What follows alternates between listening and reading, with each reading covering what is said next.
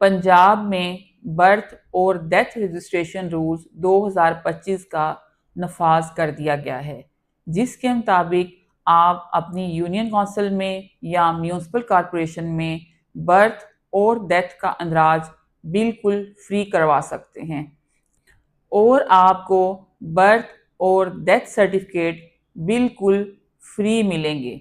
इसके लिए किसी किस्म की कोई फीस नहीं है। अब शहरी बर्थ और डेथ का अंदराज 7 साल के अंदर बिला मुआवजा करवा सकते हैं।